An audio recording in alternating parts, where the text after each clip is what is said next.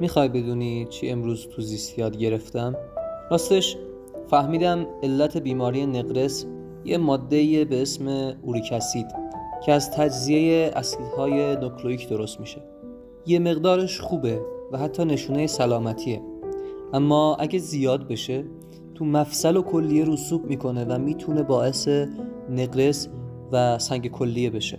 جالبتر این که فهمیدم متابولیسم یعنی همین ساخت و تجزیه مواد تو سلول، قسمت ساختش رو میگن آنابولیسم و قسمت تجزیهش برای تولید انرژی میشه کاتابولیسم. و در آخر یه نکته باحال، منبع اصلی انرژی سلول یعنی آدنوزین تریفسفات از فسفات کراتین تو ماهیچه ساخته میشه.